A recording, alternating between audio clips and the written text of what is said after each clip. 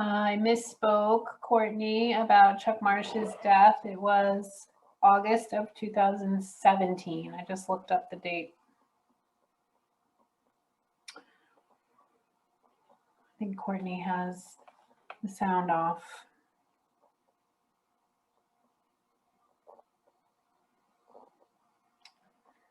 So Gwyneth is going to get together some breakout rooms, and you will not be with your buddy at this time because there's not a need. She's pulling together about 3 people for a breakout room. And here's an opportunity to discuss what you would like to have happen with your body. And yeah, we've talked about some of the things, not all of the things. Some of you have gone ahead and gathered information and have ideas. And again, those sort of innovative, creative things coming through our world, the mushrooms, the composting, the body farms. So Gwyneth, when you're ready, you can take us away. I'm happy to also go in a room if that works out with the numbers. I'm also happy not to, however it works for you. Giving Gwyneth some love with her little multi-dimensional puzzle. Does anybody right? Does anyone not want to participate in the small group breakout? That's a good question. I just stepped into this right in the middle of you talking. What are we talking about? We're going to do breakout room with 2 others, 3 people, and we're going to talk about what we would like to see happen with our bodies. Okay.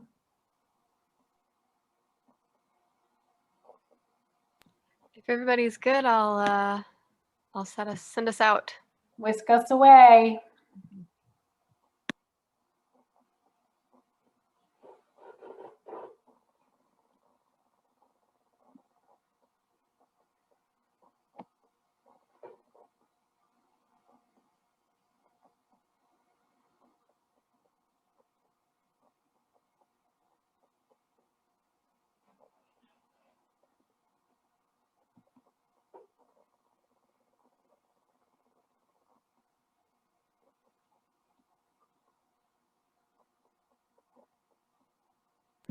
Did you get left out there?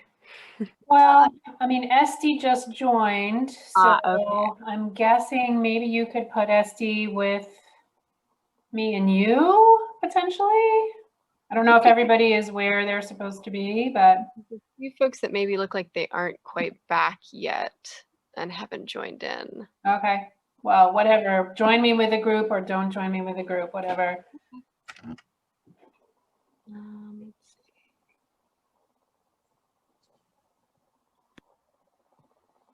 Lee, it's pretty amazing what you're up to. I am so grateful. And I'm glad I answered the call and just jumped in. Yay. Yay. Do you want me to put you in a room? Happy to. I think Courtney's now with us, and not sure about Johanna, but please do. Yeah, let's get SD and whoever else wants to join. And you join too, Gwyneth, if you want to. Okay. I'm not sure whether or not I can assign you to a room, but I think you can, if you go to breakout rooms, you can just join in. Perfect. It's fun. I'm gonna join Andrea and Mike because they seem to be alone. Did you all want to be alone, or did your other person not show up? You're muted. We asked for our buddy Johanna to join us, and I don't know if she didn't come back to the screen or what happened. Yeah, I don't think she came back. So she's probably still here, but she might be delayed. We're fine. Do you want me to If she join comes you? back, she can join us. Do you want me to join you, or would you rather be alone? I think we'd rather be alone. We really need to talk about this. Perfect. Thanks for saying what you want. All right, thanks.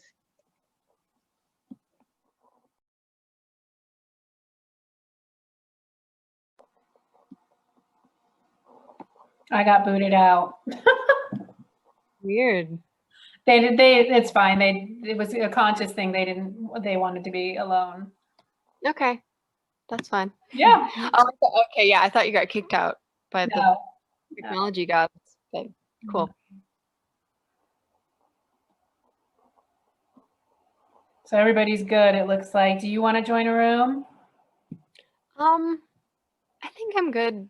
Well, maybe, I don't know. I hadn't decided yet. Evelina should be fun. You can join Evelina. Mhm. You can join in my room. I actually have you on my phone with me while I'm picking up my CSA. So it's not a good time to join the breakout room, but I didn't want to miss any of the class. So you're actually with me while I'm picking up my CSA. I'll be home in a few minutes. Well, great. Well, we So- can be in this main room then.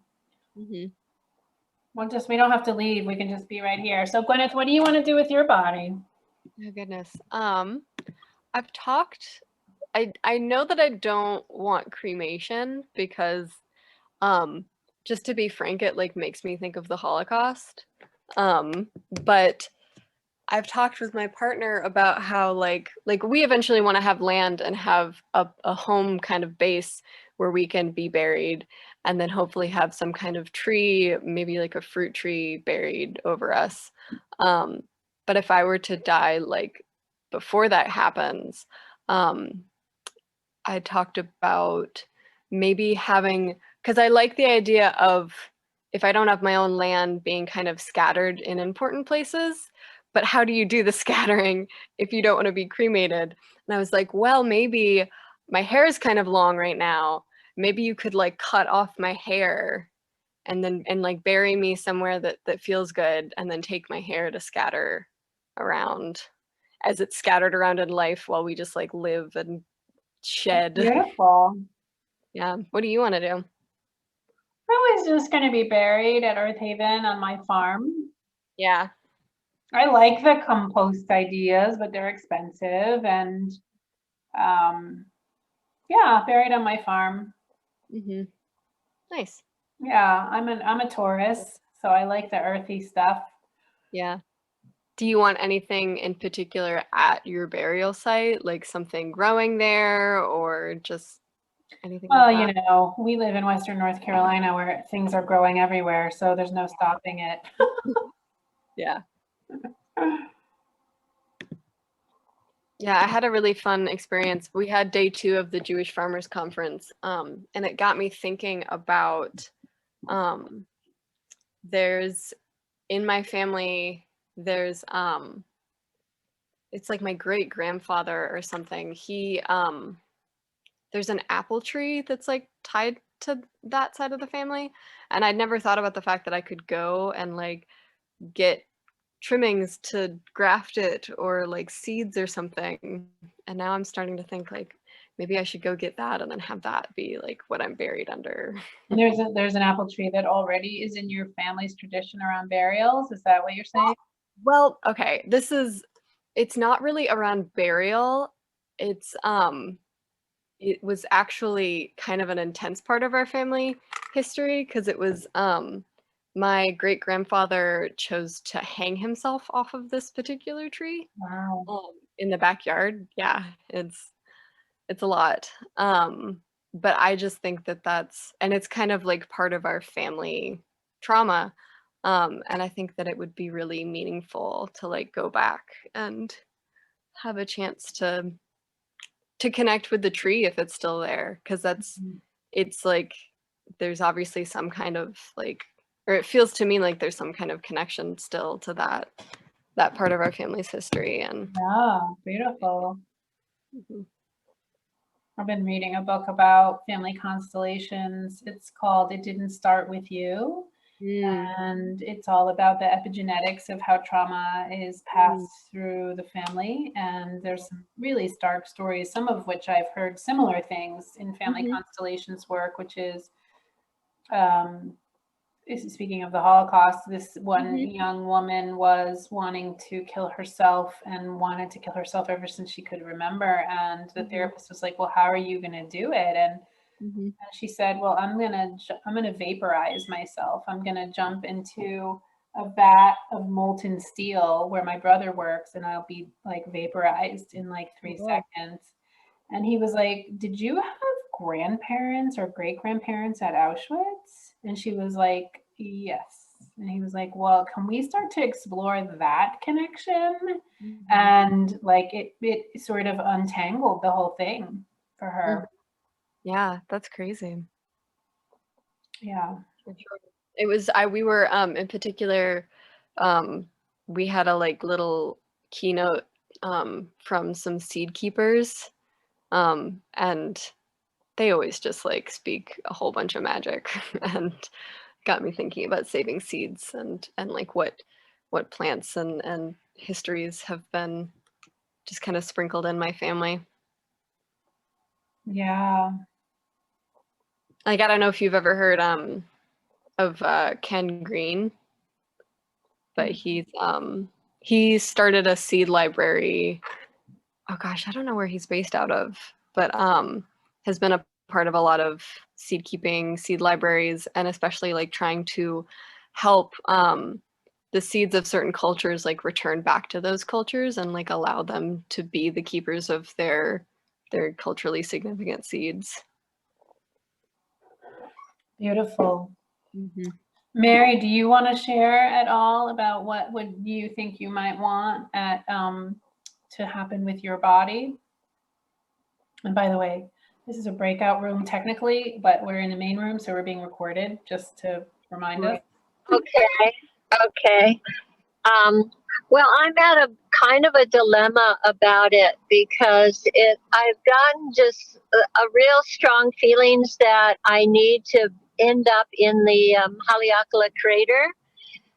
And the only way I can do that is if I'm cremated, and I'm having issues around being cremated. So it's a real dilemma for me at this moment.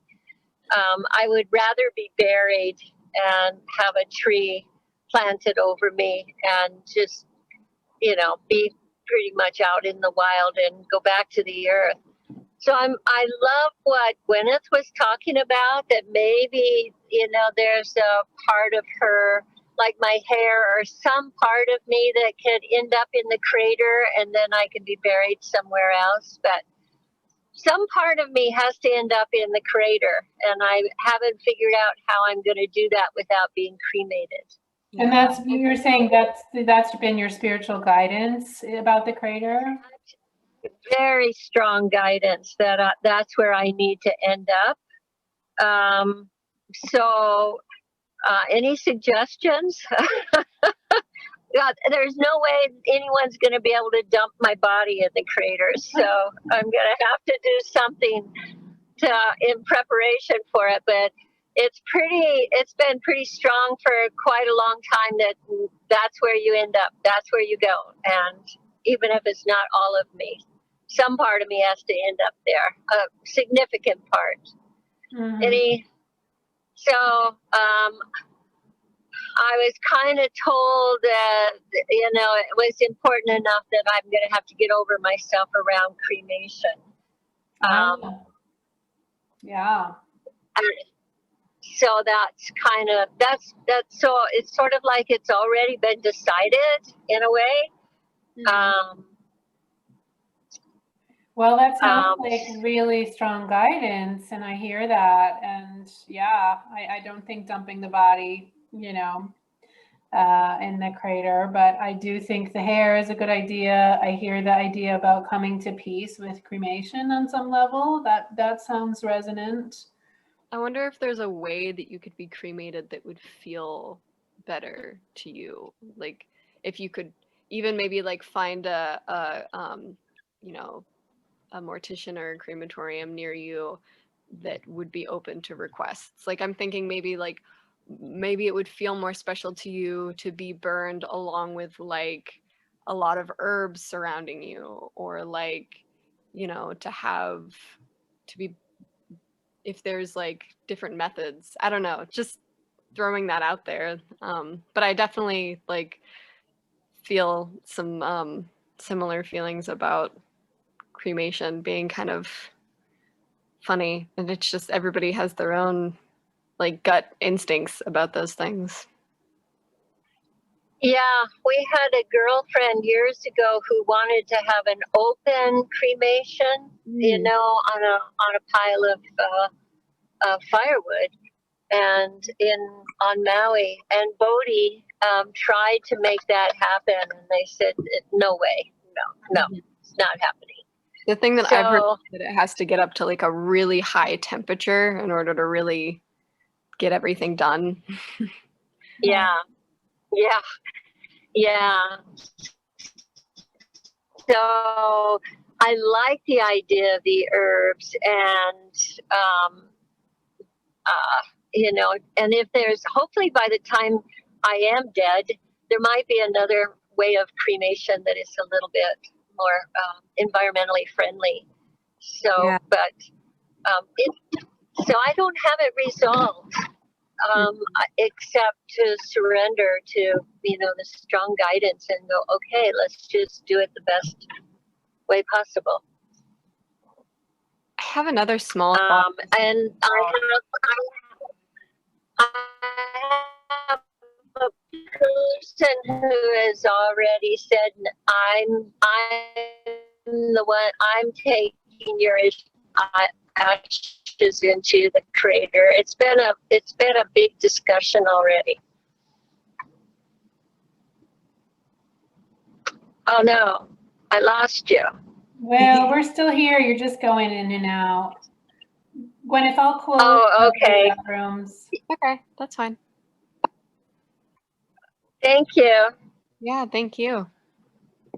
I had a small idea too. I don't know how long it will be until people return, but I wonder if there's a way that you could possibly like have your body decomposing, and then take some of the earth that it decomposes into, like the soil. Hi, everybody. We were having a little chat in here too. We're having a mini breakout room in the Yeah. main session here, so y'all are stepping into the middle of it. That's an interesting idea, Gwyneth. Just a thought. Yeah, That's a I love great that. idea, Anna. That's a wonderful idea. I'm going to see if I can into that, because that's a wonderful idea. Sounds like Thank you for that. Sure. You Nice have to share the compromise. idea. Yeah. What's the idea? Oh, well, Mary had a specific issue, is that she wants part of her body to be in this certain place that she's not going to be able to put her body. And she was resistant to cremation. So we were just brainstorming ideas. Yeah, so the idea was that like maybe if because you know you can't just toss a body anywhere, you can't bury a body anywhere, but often you can like spread ashes. But if you aren't into cremation, I had maybe an idea of if you were able to kind of get in on some of those decomposing options, that maybe you could have your body decomposed in a way where that once it's decomposed earth and scatter that instead of the ashes. But yeah, there's all kinds of fun stuff about what you can and cannot legally do. Yeah, the Western North Carolina has been doing these experiments along with some other universities of like burying a body 6 feet deep, 3 feet deep, 2 feet deep, 6 inches deep, 1 inch deep, right on the surface of the ground, right? And like documenting like what happens. Do animals get it? Does it get dug up? How fast does it decompose? And like all of this research about like what happens to bodies when we put them at varying and different scenarios. So I haven't read all that research, but for the little that I remember, it was like it actually decomposes quite well closer to the surface. So interesting stuff, really interesting. I'd love to hear from some of you. How was that conversation? How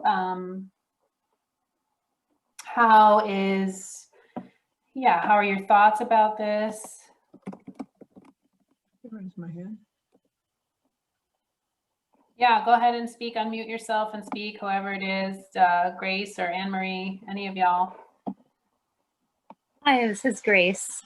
Yeah, actually to tail on what you all were just talking about, it came up for me that, you know, after hearing how toxic cremation is, I wouldn't want to go that route because I want to be, you know, as healthy and gentle with the earth and as sustainable as possible. But I've also wondered, like, I think my preference would actually be to have my torso buried and my head buried, but to have my limbs burned so that my ashes can be put at different sacred sites and to me. And then if any of my family wanted to have ashes, years ago, I did the home funeral and death midwifery training, and I remember it was really, at least years ago, it seemed very, very complicated to find out clearly what is legal and what's not legal in different like cities, counties, states. And in the group we just had, the idea of religion coming up and maybe being able to have more freedom under the guise of religious freedom. I just thought maybe if you could speak to that, Lee, you know, just because America's pretty traditional and still pretty resistant as to doing things that are really unusual. I believe there's a book out there about restrictions, legal restrictions by state for home burials, and this person has done a tremendous amount of research, and I would check that out. My knowledge about the specific legalities is limited. Where I have run into things is demanding a body back from the morgue, and that is perfectly legal and acceptable, at least in our region, where you can go and say, hey, put that body in my car, and they will balk because no one ever does it, or very few people ever do it. And that is where you can call and get some advocacy from the Center of End of Life Transitions, or from some other people who know the laws. And it's perfectly legal to take home a body. So yeah, pull on the people who've written about this and who have an expertise in this. Absolutely. Jennifer Leatherby says, I think it's legal. I read it's legal to do in every state. Yeah, and I have a little bit to add to this. Just I already put it in the chat, but the mortician that I linked on YouTube has a lot of different videos about this and the legality and things you can and can't do. And if you've thought about it, she probably has mentioned it in a video somewhere. But what I remember from those resources is that there are some kind of intentionally vague laws about like abuse of corpse, and that basically it depends on the morticians in your area. And so I would just maybe recommend that you might reach out to some morticians in your area if you have a kind of unusual request, and see if any of them are comfortable or willing or feel like they're not going to get into a bunch of legal trouble, and see if they're down for what you have an idea for. Cool. Thank you, Lee and Gwyneth. Other thoughts, other comments? Well, we spoke about how all that you're providing, and especially the story about and the beautiful pictures and ritual around Kimchi's death, kind of brings up for me that the piece about standing and telling her life story, and then what her impact was, that really stood out for me in terms of what I believe. Not only are we not a very death literate culture, but we're really, at least in my life, not at all about honoring ancestors, and not at all about what is the legacy that this person who has died leaving behind. And so the body for me doesn't seem as important as what kind of honoring and passing on of oral history, or maybe even written history, can start happening in my family so that we all know more about each other and our ancestors and our lineage, because that isn't taught or practiced. At least it hasn't been in my lifetime with my loved ones who have died. And I think the other thing is, you know, that you did, I don't know if you had the link to the statistics, but you know, the statistics about traditional funeral burials and cremation is kind of horrifying to me. So I want to learn more about donation of my body, but you know, I don't expect to die for at least 30 plus years.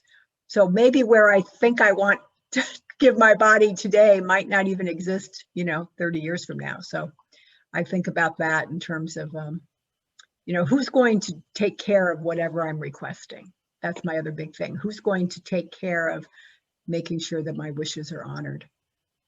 Anyway, those are a lot of different thoughts. Thank you.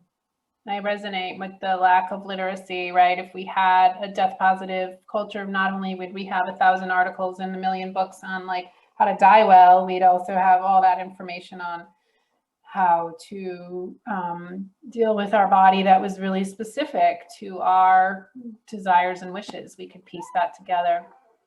Hika? So I just wanted to bring up a thought because I used to work for the coroner's office before. And of course, there we were dealing with unnatural deaths, first of all, and it was always shock to the family. So I was always protective of the bodies because they needed to be taken care of to do something right. Now, if someone dies a natural death and the family is completely behind it, and there is nothing iffy about it, then it's probably a different approach on what is possible with the deceased, with the body itself. So it's just something that popped in my head because we're coming from a completely different perspective when it comes to dealing with, you know, the legal stuff and morticians and things, what they see.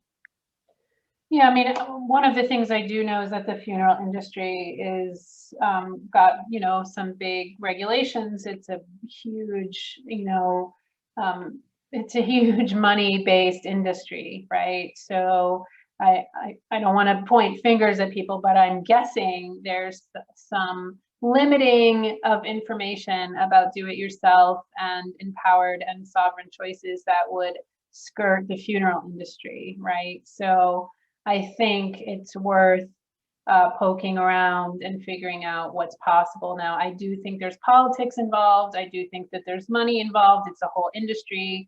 And my experience with the Center of End of Life Transitions is they've been kind and loving and direct and caring and be like, we're taking that body, you know, we're taking that body home. We're not going, we're not sending a hearse, right? I mean, what's the difference between putting the body in the back of my car versus putting the body in the back of a hearse? Like, you know, on some level, none, but on another level, everything, right? Like, it's not what they're used to. It's not, you know, these aren't, you know, approved funeral directors.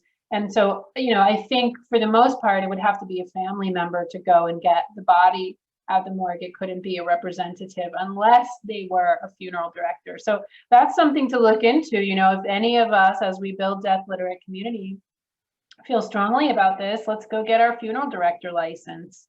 And then we can be the ones who are, you know, backing our station wagon up to the morgue. So, and we have a license to prove it, right? So that's sort of the kind of stuff we're talking about in terms of grassroots. Other thoughts? I sent a private text to Seal. Seal, I'd love you to share your idea because I think that's precious. If you want. Okay, well, it's kind of odd, but so do you all, any of you all know what orgonite is? No. Okay, so orgonite is a thing that people make, and it helps with mediating electromagnetic field energies. And also it's said to be an energy generator too. It has the composition of it helps to create energy on some level. And there are orgonite artists around that make these beautiful pieces, and it involves epoxy resins. And I'll show you, this is just a small piece that I have here. I'll hold it up to the camera so you can see it. And it's got epoxy, and then it's got stones and crystals and copper and iron shavings and these different various things. But to make it really effective as an energy generator and as a protector, you also incorporate organic materials such as sand or dirt, soil, whatnot. And I have my mom is she's still in the cardboard box that I got when I brought her home from the crematorium, and she lives in my closet, and I feel like she's wanting to have a better resting place.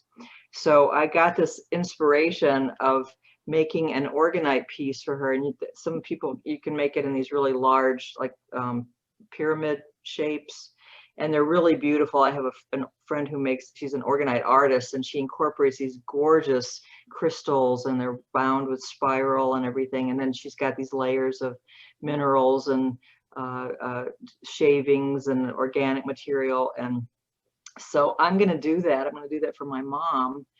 And I would like for somebody to do it for me when my time comes. So, so you would be cremated, so that you would be using the ash, not the actual physical flesh. So anyway, I hope that doesn't, I know that's my idea. It's kind of an inspiration that I had. So all ideas, creativity are welcome. This is remember the initial slide of like, we are the pioneers. So absolutely. So I am gonna move us on, even though these are endlessly. Can I ask one question? Please. Yeah, so like with organ donation or donating your body to science, to what extent does the person after their death have choice about what's left of their body or what happens to the rest of the body? My understanding is when you donate it, you donate the whole thing, and they process it the way they process it, and you don't have a lot of say.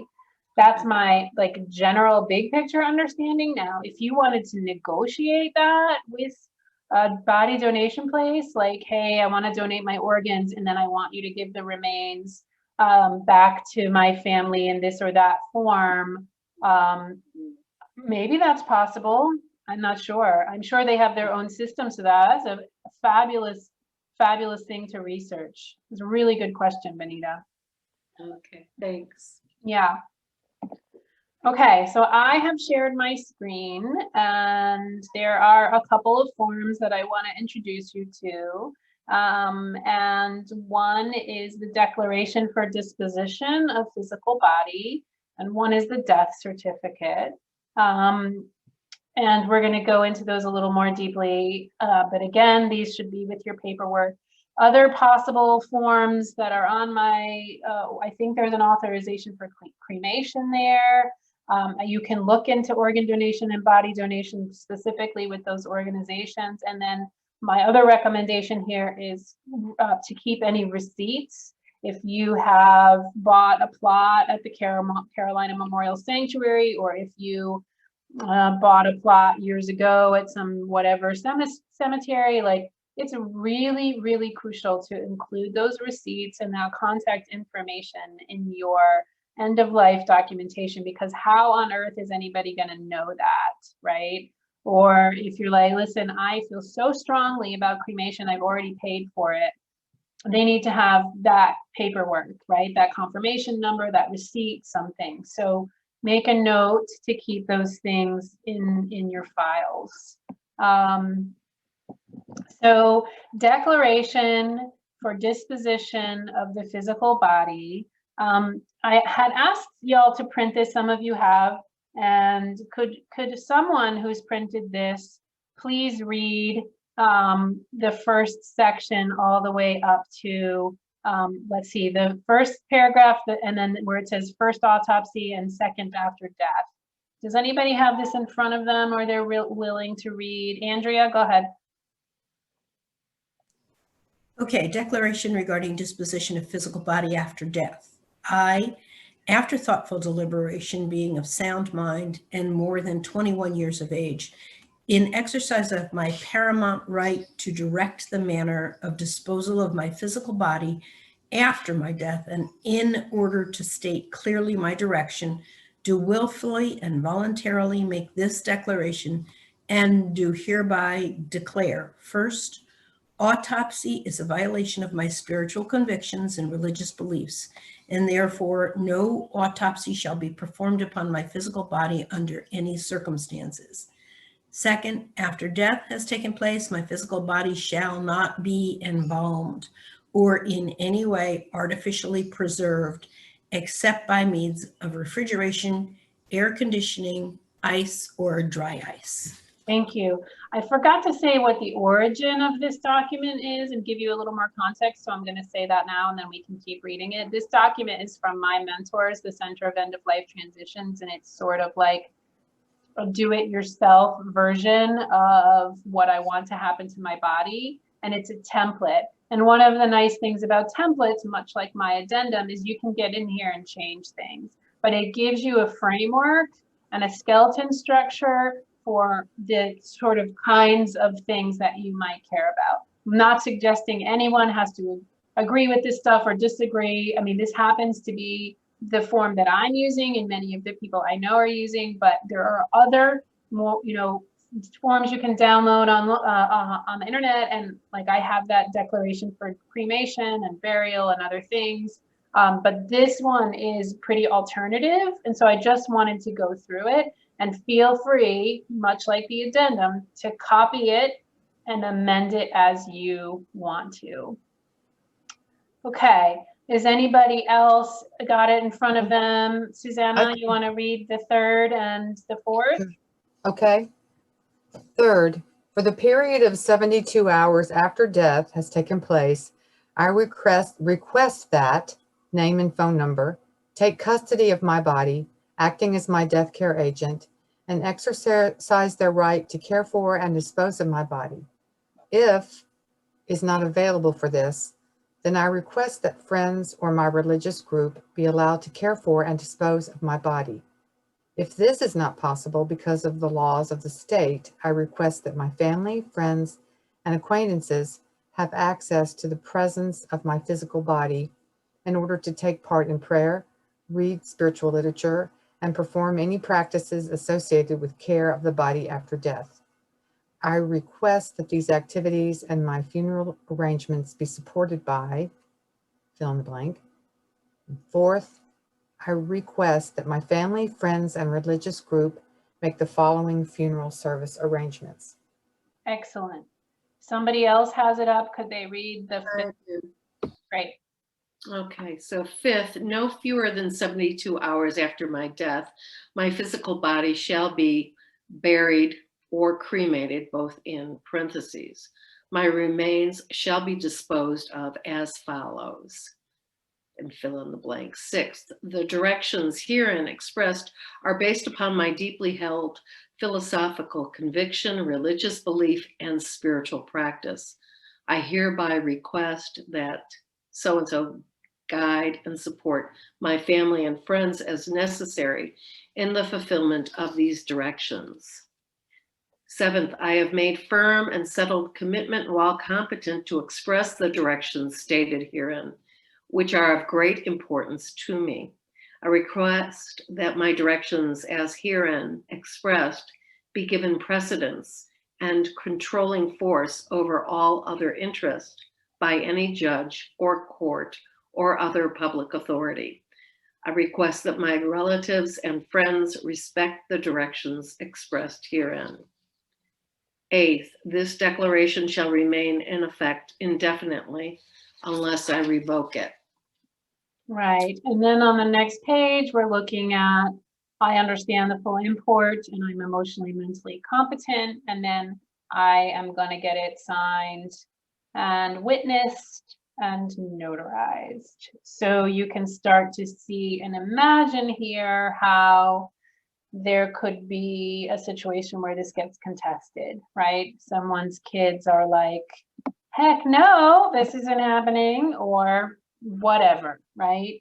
And so, you know, sometimes we can't prevent that, but this, you can start to see how this gives a lot of clarity if you want something. And always, always, always, it's super helpful if you're able to talk to your closest people and tell them what you want and share this document with them. But like someone said this morning, like I couldn't even really have the conversation with them because it freaked them out so much, or they shut down, or they weren't willing to hear. And so, you know, it comes back to that thing of like, once you're dead and then there's laws and there's politics and there's confusion, like if you have this in your files and people, some people close to you know what you want, then you have a better chance of getting it. Susanna. Yes, I have a question about, so if I wanted to, if a person wanted to, myself, to go, to have this just as it is, and yet I know that I don't have the people in my life that would be able to take care of my body the way your community does. Do traditional funeral homes just store bodies without embalming them, keep them on ice or something for 3 days? Or, do you know any? That's a great question. Okay. That's a really great question, and I don't know the answer. Does anyone know the answer to that? Like, could you, if you're hiring a funeral home, could you specify? Yeah. This is Courtney. We specified for my father's that we didn't want any embalming fluid.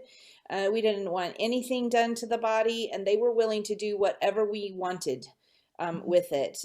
My uncle and I sat with my dad's body and read the Bardo, the Tibetan Book of the Dead, a segment of it that was provided to us by the folks at the Center for End of life.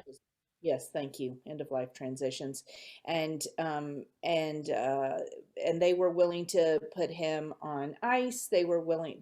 For us, we sat 24 hours, like all day overnight, and read this and meditated with him for that 24 hours, and they were willing to work with us completely. So we were there all night in the funeral home. We had to make sure that they had to, for liability reasons, have somebody, but they just had the funeral director just had a family member of his come and sleep in a bed in the building, so that there was someone in the building with us. But they were really, really wonderful. Courtney, do you live in Asheville? Yes, relatively. I live in Old Fort, but yes. Okay, awesome. You know, yay for us. And funeral home in there. It is it's typically a Black funeral home. But they were phenomenal, and I called everywhere trying to find somebody who would let us sit with him overnight. They were the only people in Asheville that I could find. well, you know, here's to us in Asheville paving the way for everything alternative. So that's good to hear. And, you know, by the time you're said and done with a funeral home, your bill could be $10,000 or more. So, you know, like shop around. If you're going to give $10,000. They charged us nothing for it. I mean, it was just part of their, they came and got the body from the hospice. Well, you didn't pay nothing. You didn't pay nothing for their services. My point is that by the time you're said and done, you're going to be paying thousands of dollars to the funeral home. So if you can specify what you want and they can accommodate, fabulous. Yeah. Okay. Other thoughts about this form in particular, like, Declaration regarding physical body after death. I have a question. When these things are notarized, do the witnesses need to also go to the notary with you? Yeah, they need to sign, generally speaking, they need to sign in front of the notary, but often when you're at a bank, they'll just pull over a couple of bank employees, and that's perfectly fine. It's a witnessing of your signature. It has nothing to do with the content of the document. All the notary needs to do is make sure you are you and that you're signing the thing in front of them. They don't even look at the document. Okay. Other thoughts. So we'll talk about other thoughts in a second. The other one I wanted to do is the death certificate. So this is, you want to fill your death certificate out in advance in some of the lines that that you can, right? Obviously, you're not going to put cause of death or date of death or time of death or anything like that. But here's what we ran into. The death certificate asks for the deceased's mother's full name and city of birth and father's full name and city of birth and social security number. And I would have no idea what those things were in some of the cases where I was in a team of people that I was helping die, right? So in I think all 4 out of 5 of the cases, like we could have been not clear about that and then had to be facing a bunch of research, right? So I fill out the death certificate, my death certificate in advance in these areas that I'm not sure anybody in my life would know. And then I have it with my end of life paperwork. So there is a link, I'm pretty sure, I'm just gonna double check right now, for North Carolina on my page. And let me look, death certificate. So I have a link on there for a federal death certificate and an NC Vital Records certificate. And basically it doesn't look like what you're seeing here in the slide, because what they do is they take this thing, you fill it out. It's just basically an 8.5 by 11 piece of paper. You fill it out, and then once you die, the hospice person or the coroner. So once you die, if you're in hospice, they call the hospice doc. The hospice doc or nurse comes by, listens to the heart, takes the pulse, makes sure the person's dead, and then signs the death certificate, right? This 8.5 by 11 piece of white paper. And then if you're in the emergency room or in the hospital, some kind of hospital administrator would sign it. And then I think, like, if you just woke up in the morning and died, the coroner would come by. I haven't had that happen, but I'm pretty sure you have to call the coroner. Then the coroner comes and is like, yes, this person is dead, and signs the death certificate. Somebody official has to sign this death certificate. So then after the funeral and after things settle down, you go to your county office and you say, here's the 8.5 by 11, white piece of paper. Can I get certified death certificates? What they do is they stick it on the copy machine, they shrink it, and then they put this green piece of paper in the copier. And so it comes out on this official documentation. So it looks very official. It's on this paper, and then you can send it to credit card companies and mortgage companies and whoever else you need to send it to around financial considerations. And I usually end up getting several copies. They cost like $15 each, which is a little ridiculous, but that's how the county has to make their money. And so then you get a handful of these death certificates so that you can give them to the executor if there's an executor, or work with it how you work with it. So that's some piece of paper that I keep in my files so that people around me are aware of the details. I'm trying to think of the funky questions. Yeah, they ask age at last birthday, place of death, facility, etc., marital status, social security, and then they ask for father's name, mother's name, right? Those are the weird ones. So those are the things I fill in advance. Any questions or thoughts about that? Did you say that you have a link to this in your resources? Yeah, I do. Okay, thank you. Other questions about either the declaration regarding disposition of physical body or the death certificate? For mother's name, would it be mother's married or her maiden name? Do you have any? I don't know that they specify. I think that's a good question. What do they say on this form? They just say a mother's name prior to first marriage. Got it. Mm-hmm. Thank you. Yeah. Mother's name prior to first marriage. Okay, awesome. Lots of paperwork. Those are the two death-related things I have in there. I'm trying to think if I have any other.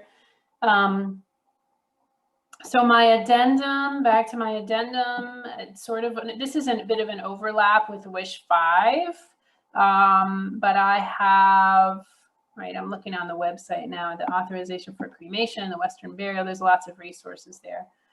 So in my addendum, I have lots of overlapping information about what I want to happen in my body. And some of that is under Wish 5.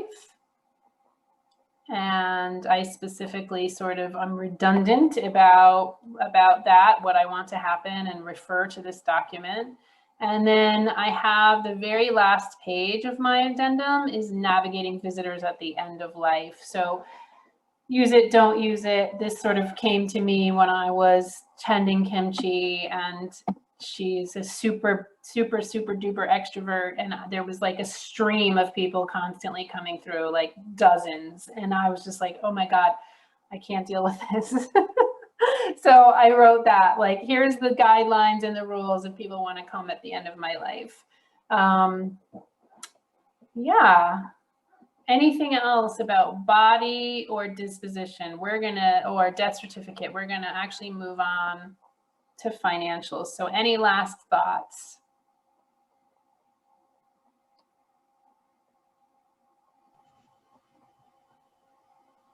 Okay. Take a breath. Does someone want to say something? I just said I loved your quote, but I just wanted to say that I put in the chat the link to the living urn, because at the Carolina Memorial Sanctuary, they explain that you can't you can't have your cremation ashes there unless you use the living urn, because they're so toxic. So I was really happy to learn about the living urn, because that's something that you can mix your ashes with. So I put the link on the in the chat. Awesome. Thank you for that. I love how we're building community with all just in the process. So here's a quote. Just let's take a breath with me. It's good for me to stop and take a breath.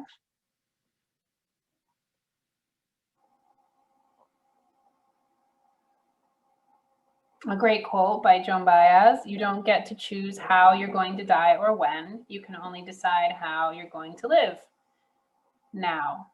And we would also add, we can do our best to put plans in place.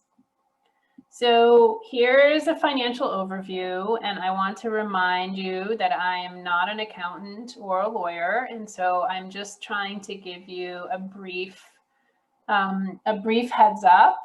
And everything I say here, you'll need to, confirm and check and research, and hopefully this will get you a jump start, because this stuff can be complex. So there's 4 categories here. The first category is called a beneficiary, and many of you have heard this word. Beneficiaries apply to things like IRAs, life insurance, annuities, and retirement plans. And they often require you to fill out who your beneficiary is when you open these things. If you don't remember doing that, you can always call them and ask them. That's what they're there for. So a beneficiary means that it transfers on death. So as soon as they get provided with a death certificate by your executor, and in this case, executor can be a different person from your healthcare agent. Your executor or executrix is the person that's handling your financial affairs, and determining who that person would be decided in your will, for example, or your trust. So it could be the same person as your healthcare agent, or it could not, but you have to designate it. You have to say who you want that person to be. So if your executor sends the death certificate via mail, sometimes they require it via mail or email or something, and says, listen, this person, Lee Warren, has died. The person listed on her beneficiary is this person. Please transfer this funds to this person.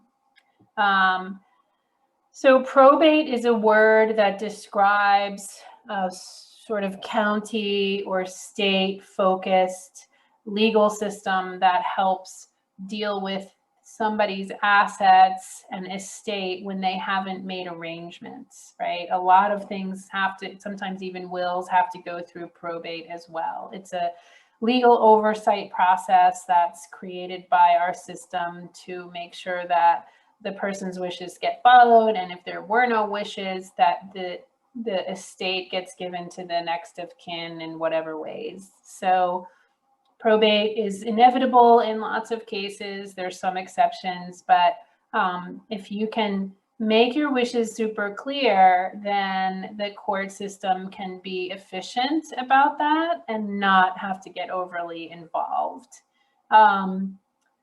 I am an executor for some people in my life, but I'm very picky who I do that with, because I do not want to inherit a mess, because that is really beyond stressful. And I just had this conversation with a dear friend who is a financial whiz. She's actually was a tax attorney much of her career, and she agreed to be the executor for another of our friend. And this other of our friend has the most amazingly nightmarish mess of a financial situation. And I said to friend A, I said, I want to encourage you to put conditions on your willingness to be an executor as long as this person gets their stuff cleaned up.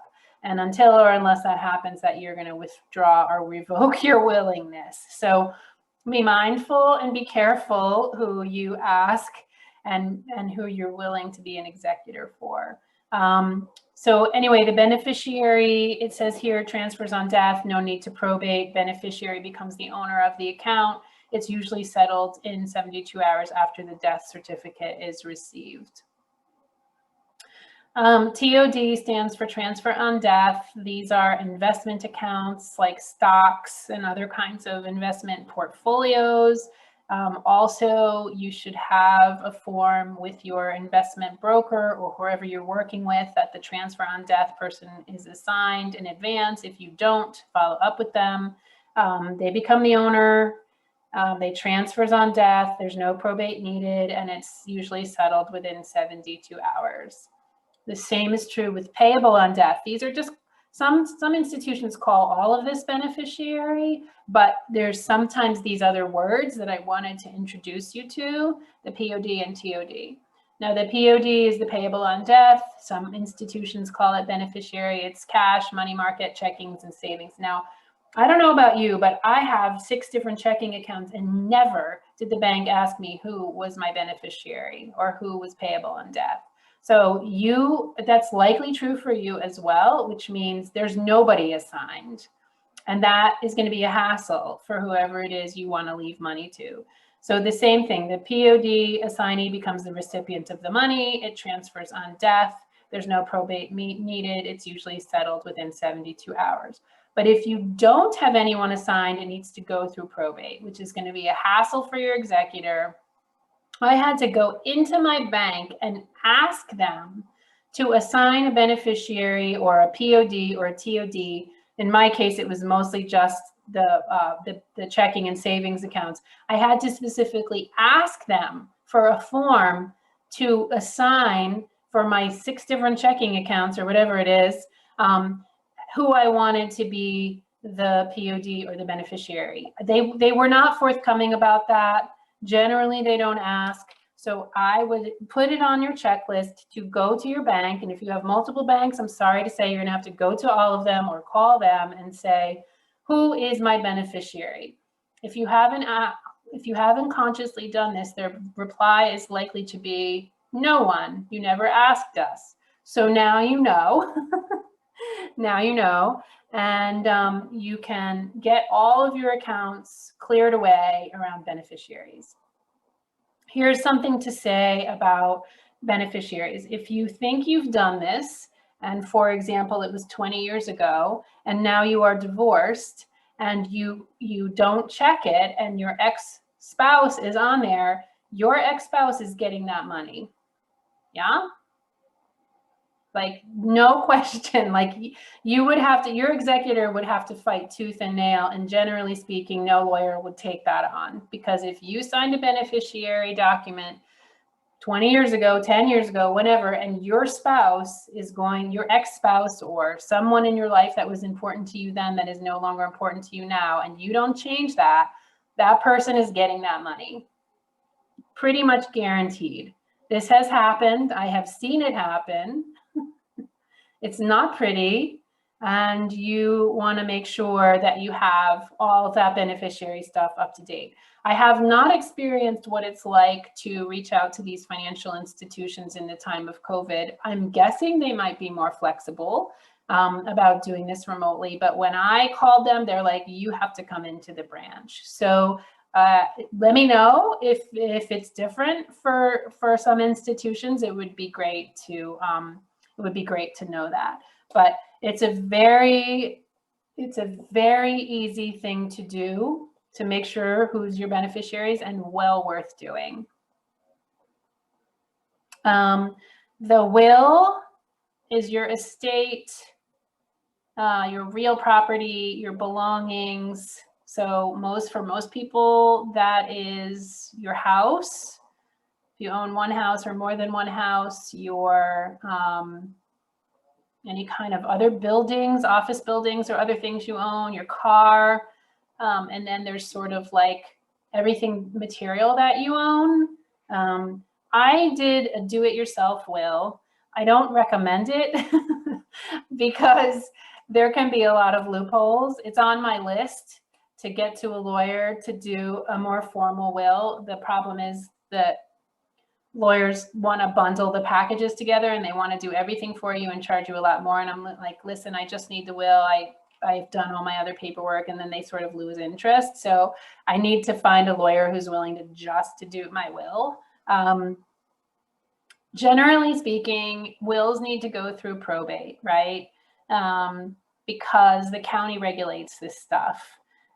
Even if there's no contention about it, it's going to generally need to go through probate. That's why I think having a lawyer look over your will or do your will. There's templates online you can download. I have done it myself. I think it's going to guide people as best as possible. I'm trying, I put a copy of my deed in with the will. And then someone's going to have to actually deal with all your belongings, like things that are not your house and car. So your furniture, your clothes, other things. So keep that in mind. I put in my will that it's up to the discretion of the executor what they want to do with all that stuff. I've also put a provision in my will that the executor is paid from my estate, because I do not want anybody to be in a position of having to do that for free. That's a lot of work. Hold on, Andrea, I see you. I'll get you in a second. The way to not go through probate is to create something called a trust. And I traditionally have thought of trusts as like wealthy people get trusts, right? Because it like becomes its own whole, a trust is almost like its own whole legal individual entity. It's like a person. It has its own rights. It doesn't need to go through probate. And my understanding is it's much more expensive to do than a will, but it's like foolproof. You know, like everything you state in this trust is going to happen. Generally speaking, you have a lawyer that's going to enact the trust in addition to the executor. So I don't know that many of us are in a position to do a trust. There is this really fat book. I don't think I have it on my resource list, but I can put it there, which is like a DIY trust. But like, you've got to spend 6 months of your life like really researching this stuff and figuring out how to do your own trust. And that was just above and beyond what I was willing to do or understand. So I think that's the overview. I'm so willing to hear from people if they have other information that I'm not saying or correcting information. I'm not sure how many questions I can ask, but we can collectively see if we can pool our intelligence here. So Andrea, what was your thought there? Tom and I just recently set up an estate trust because we own property here, and my name is, yes, on this property, but we wanted to put everything into a trust. So we contacted a lawyer. Now we live in Hawaii, so Honolulu is on a different island. And instead of flying over there, especially now during COVID, we did not want to get in an airplane. But the attorney we contacted is lovely, and she was able to do everything virtually, including our signatures. She just had to verify it all, and she called in her assistant to be the witness. And so everything was done virtually, and we signed everything ahead of time, the paperwork, but she asked, is this your signature and is this what you want? So everything was Do done. you mind sharing how much the attorney fees cost you for putting a trust together? Okay, so it was all of the documents we needed: a will, a trust, the post, which is like the most, the advanced care directive. This for us is the detail of all of that while we're still alive and we're still home. But everything we needed was $4,000. Okay, great. Shop around, because we went to another one that was $7,000, or we were investigating. It was approximately $7,000. We also have here, which Lee is going to be instrumental for you, and I will send you all the copies of the documents, an executor company, so that if we should either die together or whoever dies last, they will come in, dissolve the estate, everything we own that is not the actual being. So you don't even have to come back if you didn't want to. Thanks. But so the reason that Andrea is saying that she's going to send me the documents is not because she's a student in this class, it's because she's my mom. So she's mixing a few metaphors here, but thank you. You're welcome. Sorry. Anybody else? Yeah, I'm wondering how you go about choosing an executor, and you know, if it makes sense to have a family member or to hire somebody to take care of that. What are the pros and cons? And you know, oh my God, really good question. I mean, most people I know who don't have, you know, a ton of big estate are choosing someone in their life who has a little bit of financial savvy, who might be willing. And then I'm hearing Andrea say that there's companies set up out there who specifically do their professional executors. I do think if your family has or if you have a lawyer, that's a great way to go. Although you really have to budget for that, right? Because depending on how you've cleaned up your business, it could be more or less money, depending. Does anybody else have an answer to that question that they could share with Benita?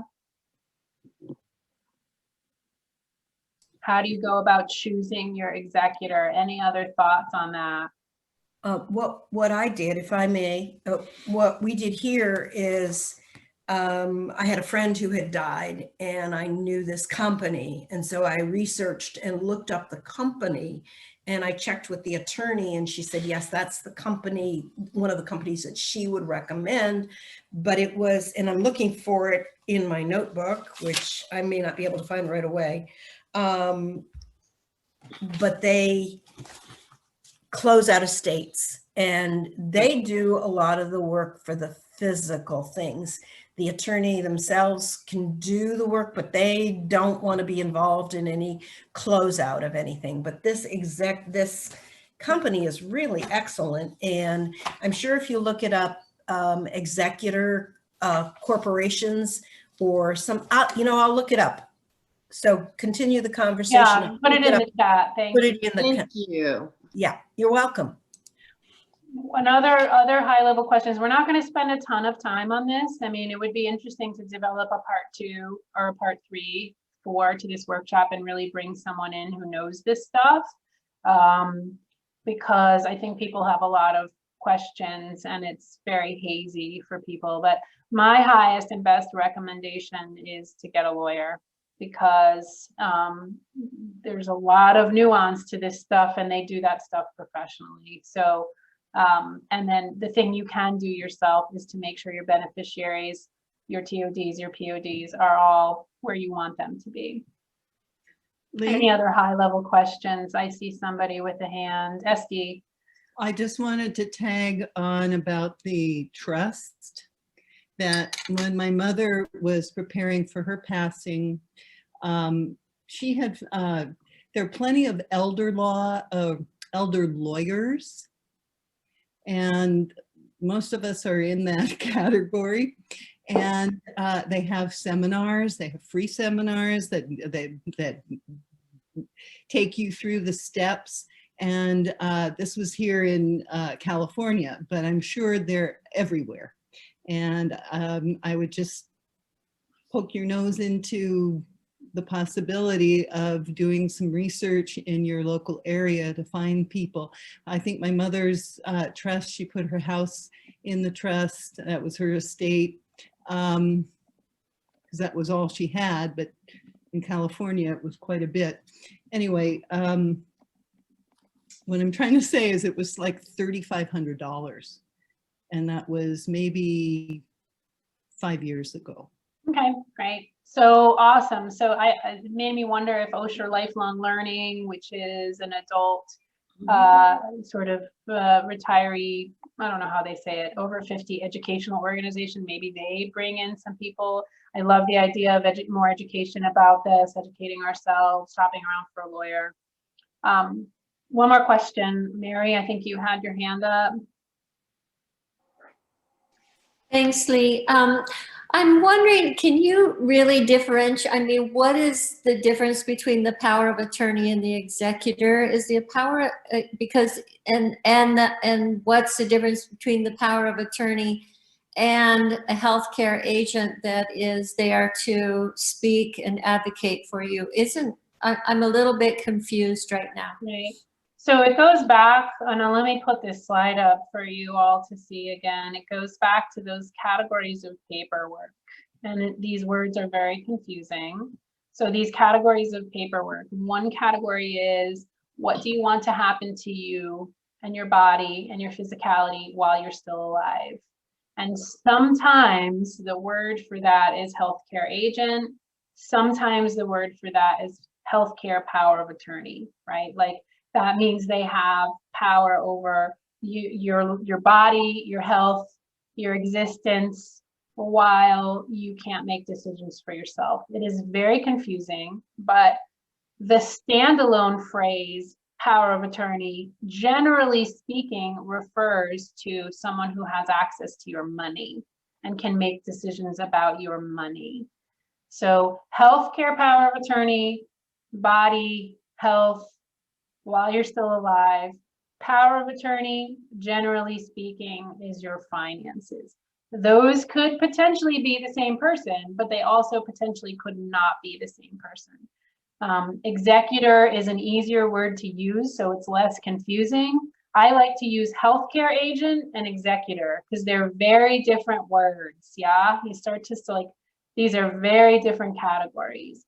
And if you're whisked off to the hospital and your healthcare power of attorney is trying to make decisions about, we had this situation with a family member where we had to pay a private institution to care for our family member, and so we had to get the money involved in the healthcare decisions, right? So there's some crossover because then you've got to get access to the money to pay the private healthcare institution to take care of the person. So you're gonna have to be connected to each other. And sometimes it's the same person, sometimes it's not.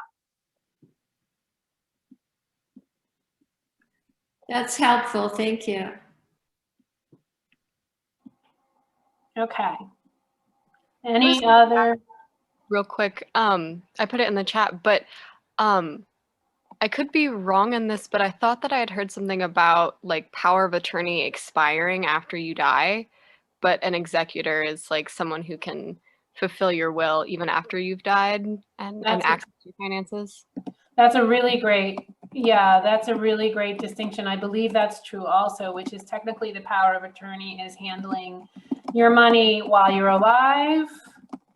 And then once you die, it goes over to the executor. I think that's true. Thank you for that clarification, Gwyneth.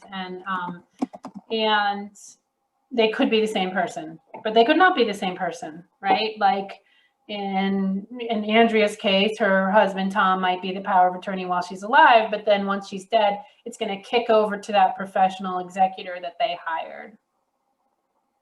Something like that. Any other like big picture clarifying questions before we move on? Okay, do your homework, get your ducks in a row. To link this back to our first week, which is if you're having a really positive experience in your dying process and the people around you are able to be very present and it's really powerful in all these wonderful, juicy ways we've been talking about, and then suddenly someone close to you in your life has inherited this big, fat, ridiculous financial mess, that's not going to be fun for them either. So it's another way to continue to give the gift, right? Because the people close to you are going to be potentially grieving for weeks and months and maybe longer. And so then if they're having to be on the phone, you know, for endless hours on end, trying to get a customer service representative or deal with probate in a difficult way, like, it's hard. It's really hard. Okay, so we have 30 minutes and I'm so glad we have had this time together, but I would like to turn our attention to deaf community. And these are some places to explore death and grief, and happy to hear about some more brainstorms about this. Faith communities are often dealing with death on a regular. And some of us are part of formal faith communities, some of us are not, but it's one area of our culture that does death pretty well, actually. You know, churches that host funerals and face the mystery and sometimes have support groups around grief, you know, they're ahead of the game. Getting together on our own, support groups and gathering, attending deaths. I don't know if you all remember that sort of cult movie, Harold and Maude. Isn't that the way Harold and Maude met? Is that he was constantly going to all these funerals. And it's like this dark comedy. Ongoing education, like book clubs, like, hey, let's read this Being Mortal book together so we can, you know, be present. Continuing buddy support, doing Deaf Cafe or other salons. This is a picture of our ancestor altar at Earth Haven community where we honor the dead and do a ritual around Samhain, Halloween time, Day of the Dead time. It's a really great opportunity to do that at least once a year around the ceremony of Day of the Dead. So I am going to unshare my screen for the minute so that we can talk about this.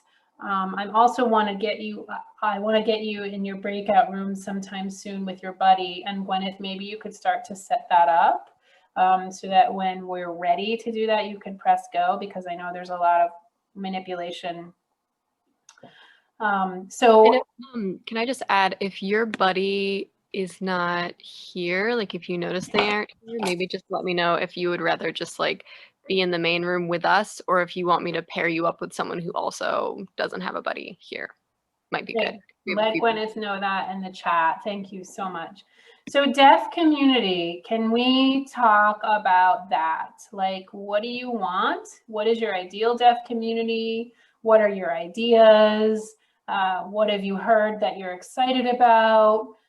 What kind of things are inspiring? Deaf community. I'd like to say something. I mean, I have found that just this group alone has been an incredible support, the sharing of all kinds of information. And it's like feeling like I don't have to reinvent the wheel because that there are people in the know here. And I don't know how the group would feel about continuing the email for if there are people who are interested in doing something like that and becoming a community. Yeah, so you all have each other's email list, and you know, any one of you could be inspired and say, hey, I feel connected to y'all from this workshop. Let's pick this back up, XYZ. We were having some fun last time with the death and dessert party, right? Other ideas, other thoughts?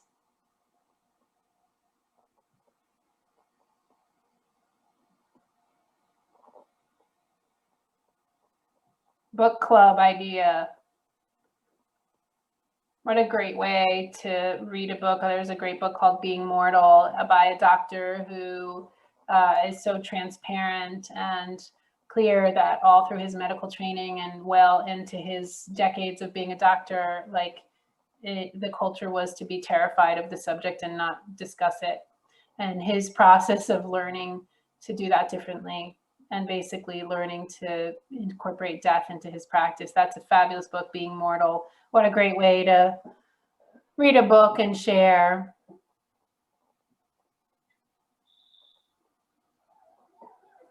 Other thoughts, other suggestions, other inspirations. How many of you would go to a death and dessert party?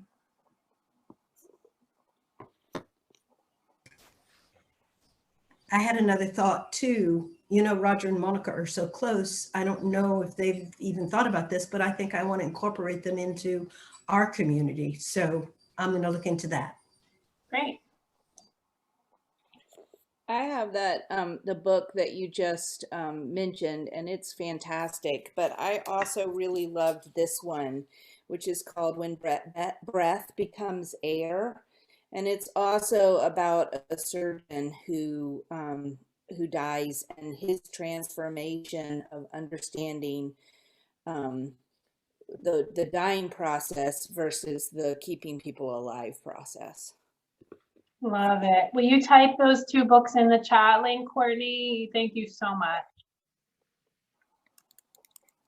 Watching, you know, one idea I had was like having a monthly group or every other month group, and then watching some videos, like watching Grief Walker by Stephen Jenkinson, or this YouTube person, Caitlin, something that someone just turned us onto. She has endless amounts of like, you know, advice. Like one was like how to close the mouth of a dead person, like when you're doing home funeral, like just stuff all about death.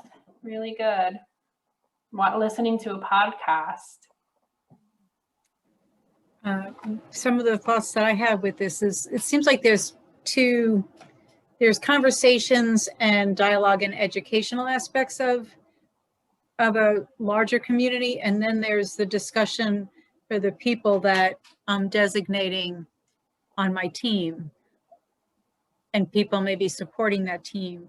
Those conversations will be different because those are going to be specific to, this is the direction that I want to go. What would that mean for you? How can that be done? So there's a more intimate conversation of the process that I would like to have and what I want to have clear. And then there's the more inquiry, educational dialogue. Anyway, that's what I'm starting to think about. Yeah, so that's a really good point. You know, there's the like, you know, sort of further out, more detached, let's read a book together, let's build deaf community versus, hey, you know, you're on my team and I really want to convey to you what's up for me, or we're on each other's team and like, let's play the go-ish game because we really need to know what each other wants. So different levels of intimacy with regard to this topic is a really good point. Thank you.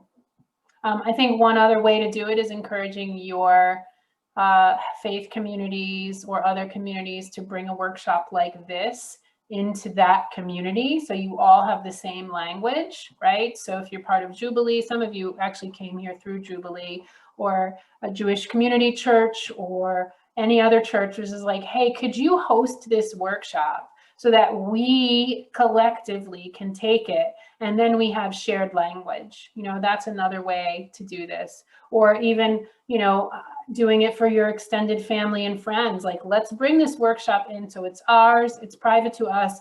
We get to have this conversation and we can get on the same page. Those are other ideas. Gwyneth, how are you doing, love? I think all the fun little loose ends are wrapped up. Okay. And So we're going to send you out with your buddy, and this is an opportunity for you to review your checklist, because we had a whole 3 hours, 3.5 hours today of more stuff that you might want to do, right? Check into the laws in your state about burial, to find out about your beneficiaries, all that stuff. So get your checklist out, and you're going to be adding to your checklist, and you're going to be there with your buddy, and y'all are going to exchange accountability dates. I highly suggest you put these on your calendar. So when your buddy says, you know what, I want to have all the beneficiaries checked by the end of March, that you have on your calendar at the end of March that you're going to send them an email or give them a call or give them a text and say, hey, did you get those beneficiaries updated? So we're going to take 10 minutes and we're going to go do that with our buddies right now, and then come back and we'll close and send you off to your evenings. Take it away, Gwyneth.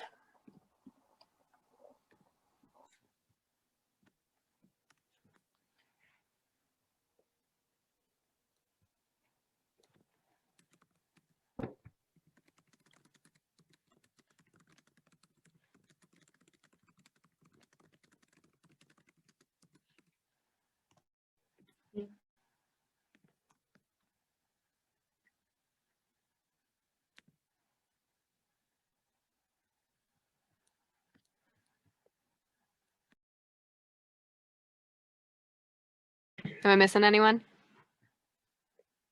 Are we good?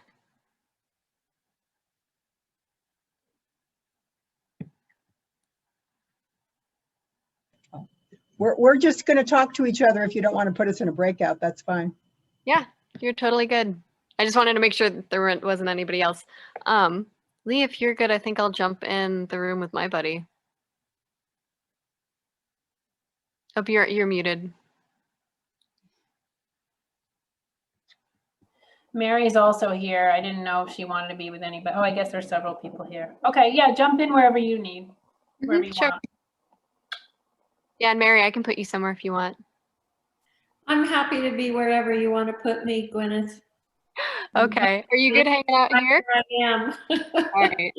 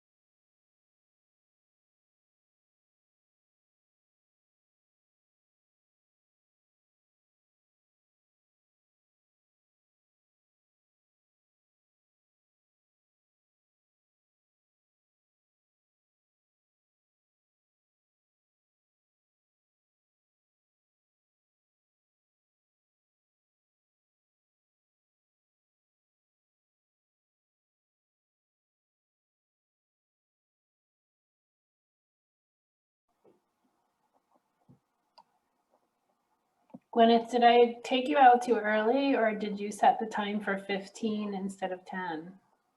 It accidentally rolled over from the last session Okay, was set to great. 15, but yeah, it's totally fine. Okay, I was wondering, I'm like, am I ending them early? I don't think so. No, thank you for doing that. It got mixed up with everything else. Okay. How's everybody doing on their checklists? Give me a little wave if you feel like you've got some things to do on your list to accomplish before you're going to be satisfied with your paperwork. Nobody? Put up your hand if you feel like you have things to do still. Great, Chris, Courtney, great. I see your hands now. Excellent. Excellent. So everybody's got some stuff. And is everybody, do you have plans to follow up with buddies? Do you have follow-up dates? Do you have phone numbers, emails, all that stuff? Great.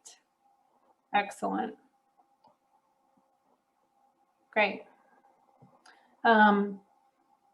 Mary Lane was just suggesting that we do a phase 2 of this workshop together, which I would love, which is how to prepare emotionally, mentally, and spiritually for death. How many of you would be interested in that? Okay, good. Great. So I'm going to do some last minute housekeeping, and I'm happy to stick around for a few minutes after our ending time to see if other folks want to discuss. I'm thrilled with the 2-part series instead of trying to do this all in one day. Just a last piece of housekeeping, which is I have a Patreon account. If you decide you have way more money than you need and you want to support me in doing this work, you are so welcome to. I will receive it gladly. And I also have a evaluation I'd love you to fill out. And I'm going to email with you later with it, but here's the link. If you want to get a jump on it, I'd love to hear how this experience was for you. The other things you can do to support this work is spread the word about the workshop. You can send my link. You can suggest to your faith communities and other communities that that you'd like to see this happen more, and you can invite me to your death and dessert gatherings. I love talking about death. So the last thing I want to say formally is this quote from C.S. Lewis, which is, "There are far, far better things ahead than any we leave behind." And with that, if you need to step off, I bid you adieu and thank you so much for being here. And I'm also happy to stick around and answer questions, hear your Can you concerns. put the eval in the chat box? Yeah, I did. Did I not go to everyone? Maybe it didn't go to everyone. It's not there. Yeah, I sent it privately, so here it is. So thank you for being on this journey. Thank you for being willing to look at death consciously and have conversations. Thank you, Victoria. Anybody have anything they want to say or share or discuss or speak up about?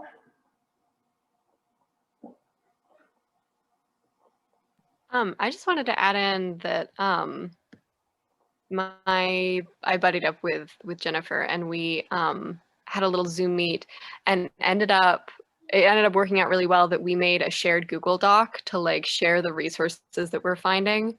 And I'm sure lots of us would be interested in if we find more resources, just the group at large, but just wanted to toss it out there that like, if you feel comfortable using Google and sharing documents like that, that can be a nice way to put your resources together and put your thoughts and feelings and all that together.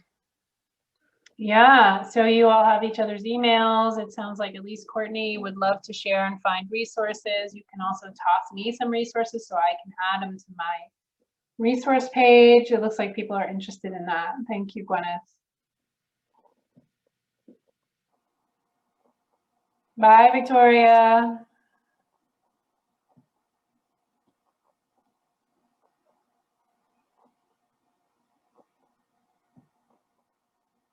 Bye.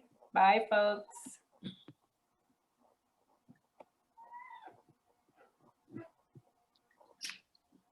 So are we gonna have like the after party thing? Here's the after party. The after hours. I do have another question. Sure. I crack myself up. Yeah, it's like, there's so much. Yeah, so the idea of like assembling a team and having out of towners part of that team. And, like in your experience, Lee, like the team, what were some of the roles, responsibilities, and was there an integration of people out of state, and how'd that kind of flow for you? Yeah. Well, with Kimchi, her sisters were out of state, and so they came when hospice let us know that the end was near. And they came, I don't know, couple 3 days. I mean, Bridget, her sister Bridget, was there for maybe 5 days towards the end, and it was really, really, really great to have her there. I can imagine scenarios where it wouldn't be great to have a family member, but she was just like on board, supportive, like got how much work it had been, really appreciative, like happy to do whatever everybody else decided and directed her to do. And I can imagine a family member coming in and it would be a nightmare and be like, what do you mean? Blah, blah, blah, blah, blah. Right? So,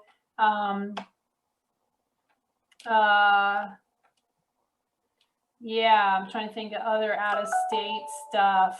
Like, it really is going to probably be a situation where an out of state person is going to need to stay for a while. I mean, when someone's dying, it's a moment by moment, like how much morphine, how is their pain, how are they feeling, did they sleep last night, are we needing to change the diaper, are we like, how's the run to the pharmacy, do they need water, like it's like that. It's like having a newborn baby in a way, right? It's like moment to moment to moment to moment. And so like, it's hard for me to imagine like someone out of state, like someone who's not geographically there, let's just say, to really even sink in. That's my sense. So if other people have thoughts about that, please chime in. That's why we need like the resorts and death care spas, right? Where everyone is there. Yeah. And when you have enough money, you could actually create that. I know someone who went down to Hippocrates to die, and like then they had a nurse that they paid to stay at Hippocrates, and so then they were like getting all their meals and like, but most of us don't have that kind of lifestyle, right? Well, maybe there's another way to work around it because it comes down to community. And if there's ways to write grants or use bequests, for nonprofit organizations or so where certain things are covered or partially covered, then where's the limit? There are no limits really. It depends on what we make out of it. Yeah. We had a special guest speak at our last group, and Gwyneth just put the link in the chat box in Asheville. There's 2 young guys who are running this organization, or let me say it differently. They have a house and they have a website called Holding Space, and they rent rooms to dying people. And they're not a care facility, and they're not charging anything other than rent. And they're basically saying, we appreciate death. We appreciate that some people don't have any funds to go somewhere else, and you can come rent a room in our house and we'll be around and share meals with you and assist once in a while if you need to get in the wheelchair. But basically, you're just gonna die in a room in a death positive house. And I love these guys, and they got their space up and going right before COVID hit. So they only have had one person die there, but it's amazing what they're doing.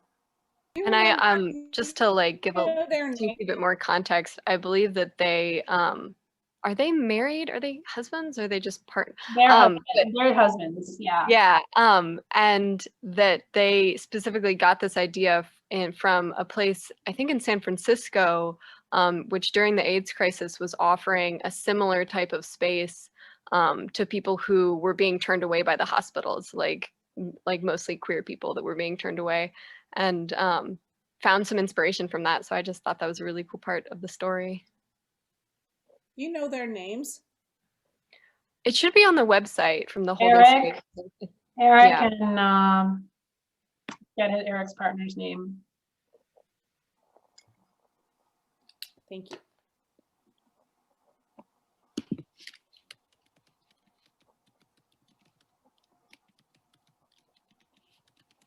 That was cool. Thank you. I'm looking forward to part 2. So invite me anytime. You got it.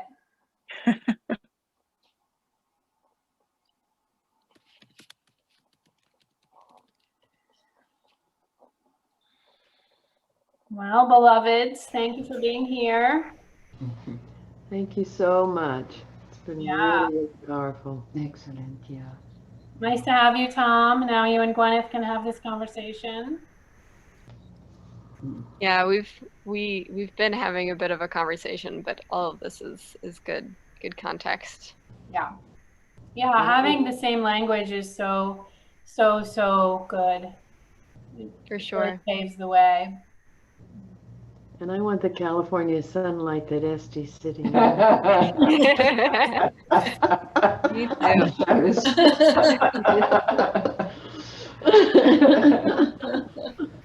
You're on mute, Esty, in case you think we're hearing you or not. It's 3 o'clock here. Yeah. Yeah, but one. Oh. This was just excellent. It was so well organized, and Yeah. you and Gwyneth just worked so well together as a team. It was just perfect. Thank you so much.